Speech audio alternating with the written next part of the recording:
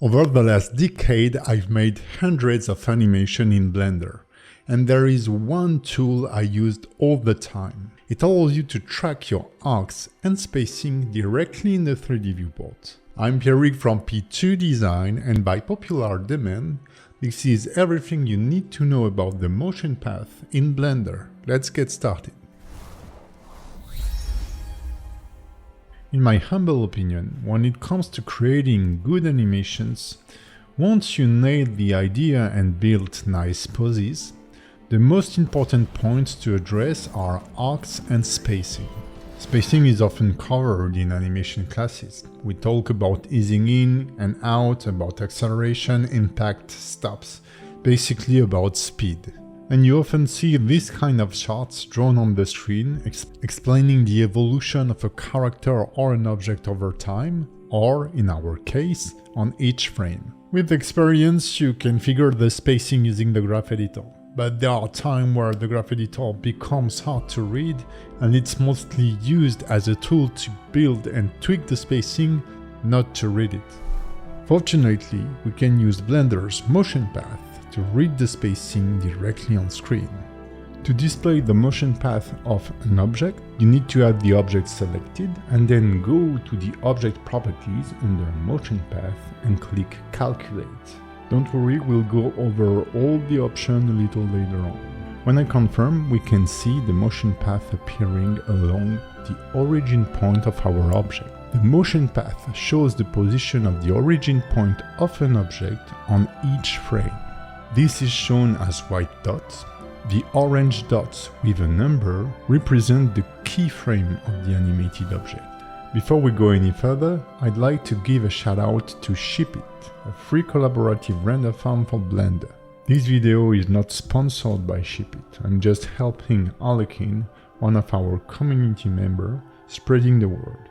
For more information, you can find tutorials from my dear Manu Havinen for Creative Shrimp that will guide you on how to use it. Link in the description. Getting a good animation definitely relies on spacing, but also on arcs drawn by your character's features or any object spot you're trying to animate. If you're an animator or you want to be one, you probably saw the bouncing ball example 1,000 times. The ball draws nice arcs on the screen. But this is true for anything in animation. When a movement is not interrupted by an impact, a bounce, a hit, it will most certainly draw an arc. That's why you'll need to be able to track them. Check this animation I did with the Crimson Ronin character. You can learn to create this character and rig it with my courses on P2design Academy.com. See how the motion path draws nice curve, and I can also read the spacing between each frames.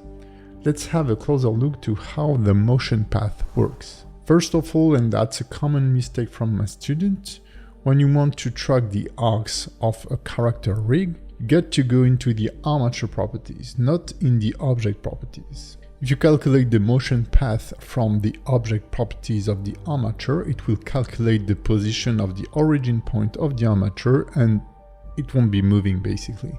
But if you switch to pose mode and you go into the armature properties, you will be able to calculate the motion path of the selected bone. So let's do that together. By the way, you can get the Crimson Ronin rig for free on P2designacademy.com. In pose mode, I will select the hand bone. You can do that with any bone. I press Shift H to hide all the other bones. I now go to the armature property and expand the motion path panel. By default, the path type is set to in range, and by default, the calculation range is the scene range. So in this specific case, from frame 0 to frame 320. When hitting the calculate button, a contextual menu pops up with the same option we just covered. But there is an additional one called the bake location, which is specific to bones. It allows you to choose whether you will be tracking the head or the tip or tail of the bone. If I enter edit mode on the armature, you can see the octahedral shape of the bones. This part is the tail or tip of the bone, and this one is the head of the bone. You're just telling Blender to draw the motion path from one or the other of those 2 points. While the bone here is displayed as a custom shape, its structure still features a head and a tip. Let's hit the calculate button and confirm. The motion path finally appears in our 3D viewport. Each white dot represents the position of the head of our hand bone on each frame. And by default, a blue line is connecting those points in the timeline order. The point from frame 1 is connecting to the point from frame 2, etc. Within the motion path panel, there is another panel called display. Here you can access some handy additional options. If you choose to display the keyframes, some of the motion path points will turn to orange. And since the keyframe numbers option is enabled, I can see the keyframe number next to its position. On my timeline, we can see that for this specific bone, I have a keyframe on frame 210. This keyframe is identified on the motion path. I also have a keyframe for frame 211, but I don't have any keyframe for frame 212. I can see a white dot tracking the position of the bone on this specific frame, but there's no frame number next to it. If I enable the option frame numbers, now all the frames have a number to identify them. Let's zoom in a bit. Now you can see that each dot on the motion path has a number, but when this frame is not a keyframe, it will be displayed in white instead of orange. The current frame that is being played is shown in blue. One of my favorite options allows us to change the thickness of the motion path and give it a custom color. By itself, you may think that's not a big deal, but when you're tracking multiple bones at the same time, let me calculate the motion path of this palm bone. I will select it, and instead of going into the panel, I will press the Q key. This gives me access to my quick favorites where I've stored the option calculate motion path. I'll show it to you in a few seconds. When a bone is selected, you can give its motion path any color you want. And it's way easier that way than having all the motion path with the same color. To add any operator or tool to the quick favorite, simply right click on the button and choose Add to Quick Favorite. From there, when pressing the Q key, depending on the context, here in pause mode, the quick favorite menu will pop up, and you'll find any operation you stored. In my case, I stored the calculate, update all path and clear bone path. And if I click the last one, guess what? It will get rid of all the motion path that I've calculated. Just a little side note, the quick favorite menu is contextual. If I'm editing the mesh of the character and I press Q, you can see that I have other options. These are operations I use a lot in edit mode, so I add them as quick favorites. Let's have a look to the path type options and the calculation range.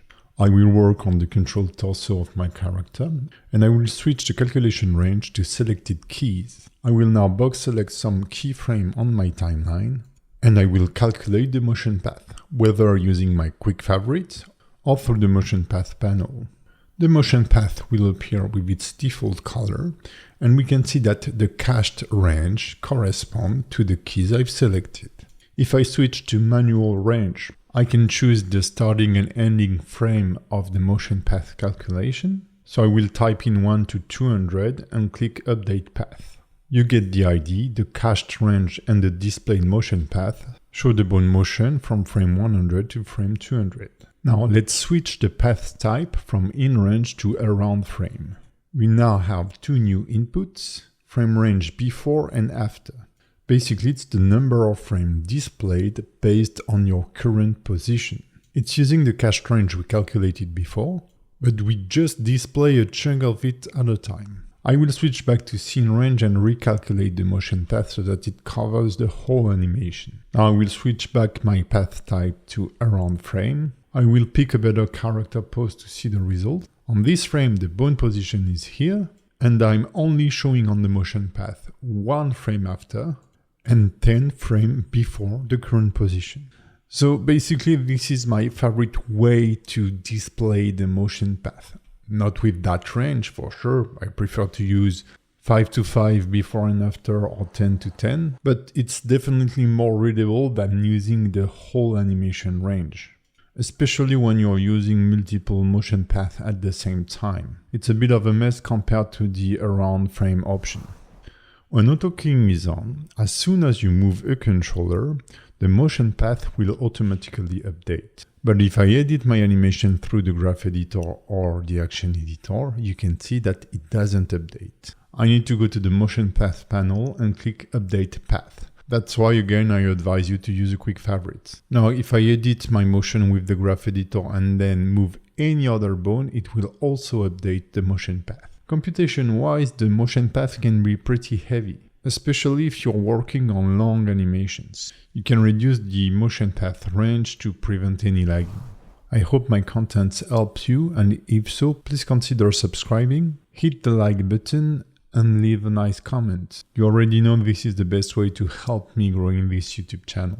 Now the question I'd like to address is when to use the motion path. I generally don't use it on the very first pose I'm creating, but I definitely use it during the blocking stage. Basically, I will track the center of gravity of my character pretty early on during the animation process. And then when I switch to spline and work with the graph editor, I will use it like almost all the time.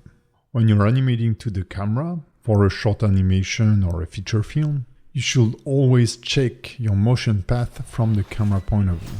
If I take this animation I did for my animation course Alive, when I'm tracking the tip of the sword to create a nice arc, I do it from the camera point of view.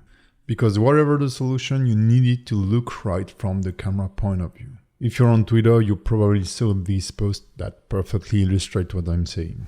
If you're animating for games, on the other hand, you need to make sure that your arcs and motion path looks good from the main game point of view, but you should also check it from all angles.